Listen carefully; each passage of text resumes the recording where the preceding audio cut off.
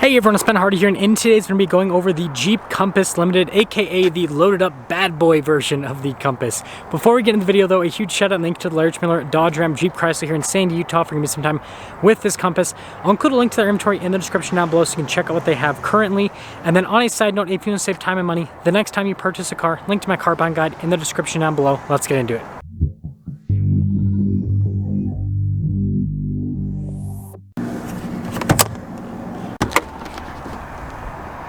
So under the hood, we have a turbocharged 2-liter 4-cylinder that goes through an 8-speed automatic transmission. Fuel economy is 24 around town and then 32 on the highway with power outputs being 200 horsepower and then 221 pound-feet of torque. Now before we go over the front end, I do want to mention if you want to see more videos just like this, then I recommend you subscribe because I post content every single day. Now starting with the hood, you guys can see that there's lines there on either side. Well, maybe the white paint hides it a little bit. We've got these really cool daytime running lights, and then you guys can see the headlights as well. And then it looks like we got some fog light action down below. Jeep signature grille here. And then notice how you've got a lot of blacked out trim down below that. And putting it all together, the Compass still basically looks like a miniature Grand Cherokee. I mean, seriously, look at that. Grand Cherokee? Mini Grand Cherokee. Coming around the side here, tire and wheel setup is 235, 45, 19 in the front and over in the rear as well. And then you guys can see with the wheels, you got the silver on the top with the metallic gray below that. Notice the fender flares are actually painted black, which looks very nice because it contrasts the white. You can see you've got the Compass badge here on the side as well. And then notice with the mirror caps also painted black, and then got that random like silver trim that goes around the windows. Putting it all together with proportions and all of the nice like black painted elements and everything, I think the Compass looks really good. So here's our key fob. We have our unlock function or lock function, remote start, the opening here for the hatch, and then the Jeep logo on the back. We'll press that a couple times and bada bing, bada boom. What the heck? Well, I guess the key doesn't like me, but my hand works just fine. Anyways, storage space here in the back of the Compass is actually really solid, and you can see underneath this loading floor, we got even more storage. We also have a 12-volt back here, and press this button right there. That will lower the hatch back down reliably. Now I've got the Compass's new taillights here. Notice the limited badge on the back. You guys can see Jeep and then 4x4 as well. And then notice how it's painted black there at the bottom. Putting it all together, I think that Jeep did a really good job with the style. And I didn't even mention, we got 2 exhaust tips poking out the bottom. That also adds to the fun. Now taking a look at the door panel, you guys can see here, yeah, pretty interesting with the coloration, especially mixed with the gray. I don't know how to feel about that. The seats though are a little bit more normal looking. Notice how it's perforated in the center, and then the stitching is actually pretty cool with the coloration. Legroom back here is pretty solid. We got a little storage pocket. We got our own vents here, got USB action, and a 12-volt.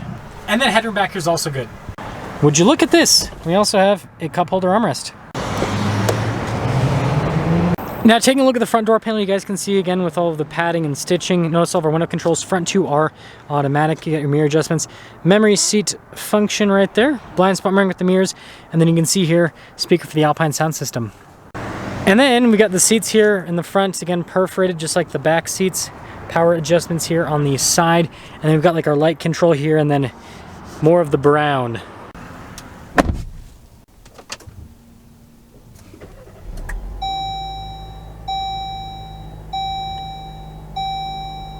Now taking a look at the steering wheel, you can see really nice padding all around. You got the darker stitching here on the center portion. Radio controls there on the back. Cruise control with our adaptive cruise control function right next to it. And then controls for the center stack, phone controls, turn signal stock, and then we got our windshield wiper stock. Now the Compass has this full digital gauge cluster, which is pretty cool. And notice I can kind of like change the view and everything that you see here in the center. We've got our terrain stats. That's pretty fun. I like this. This is a pretty cool setup, just like the Grand Cherokee though, obviously. Oh, and also we have some drive modes. So right now we're in auto. We can pop it into snow, and then we have a sand mud mode as well. In reverse, we just have a regular backup camera, and then we can also zoom in with the camera as well. Now, as for the rest of the infotainment system, first off, we have a shortcut bar here at the bottom, which lets you dive into the different menus like the navigation screen. It does take a second for some things to load up. Notice we have heated ventilated seats as well as a heated steering wheel. There's quite a bit to like about this limited package, but overall I think the infotainment system is pretty solid. And speaking of solid, down below we've got our auto stop start function, stability control, lane departure, and then you guys can see for the hazard light function. Look at the vent action here, and then notice how you've got like the stitching here, and then also on the top as well. And then we've got analog controls for like the radio, dual zone, climate controls. And then we have like our little storage space here. So with some USB action, here's a better view. There you go. Shifter for that 8-speed automatic transmission. Got our parking brake here, and then our drive mode select right behind it. 4-wheel drive lock, and then you can see some cup holders right there. And then look at the center console. Good storage space. And then glove box. Pretty big. I do like this on the dash. I think that looks cool. And then up top, we've got our controls here for the sunroof, full panoramic sunroof here at the top. And then also a control to open up that hatch. It's quite a bit of glare, but anyways, 23 Compass Limited, base MSRP $35,495, and this has quite a few options, including the Elite group. So I guess that's the Limited Elite. Anyways, total MSRP $42,615, and let's see how it drives.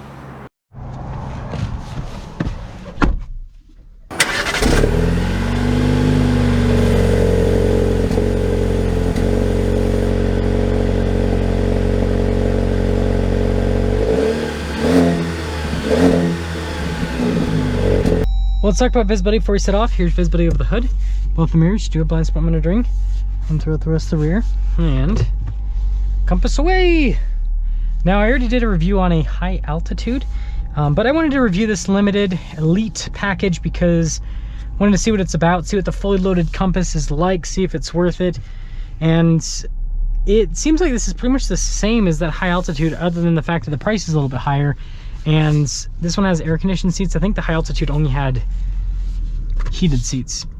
So there is that little bit of a difference. And see if there's a little bit of a driving difference, I suppose. Probably not though. Yeah, it seems like it's all about the same. So with the new Compass, ride quality is good. It's obviously a lot smaller than the Grand Cherokee, and so it doesn't have the same, you know, smooth ride as the Grand Cherokee because that has a longer wheelbase, which is going to make ride quality better. But for a small SUV, it rides really well. Also, it has the cool little Jeep windshield, so it's got the old school Wrangler on the windshield. That's fun. The turbocharged engine performs very well. It's got really good torque. 8-speed's great at keeping it where it needs to be in the power band. It's doing really well.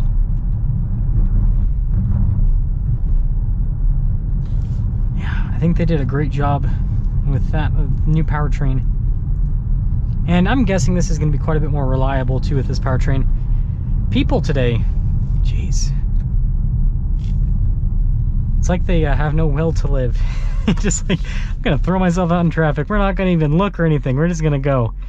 We're gonna cross our fingers that it all works out. It's crazy the way that people drive sometimes. Getting up and moving here again. Gonna get like a partial acceleration here. This engine sounds weird. It almost like sounds like half diesel. It's kind of interesting with the sound. It's not quite diesel, but it's getting there. Like, yeah, it kind of reminds me of like the 2.8 Duramax that's in the Chevy. That was in the Chevy Colorado. Okay, we'll get our acceleration here.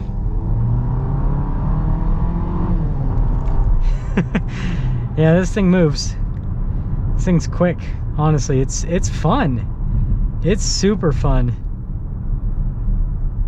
Yeah, I think they did a great job.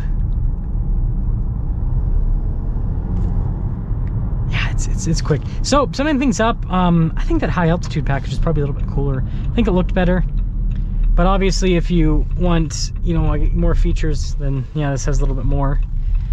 But let me know what you guys think about the new Compass. I think Jeep did a good job on this. I think that they picked out a powertrain that's more reliable. I think it looks a little bit better. I think it drives a lot better. So let me know if you'd consider the Compass now, or if you're still not really about it.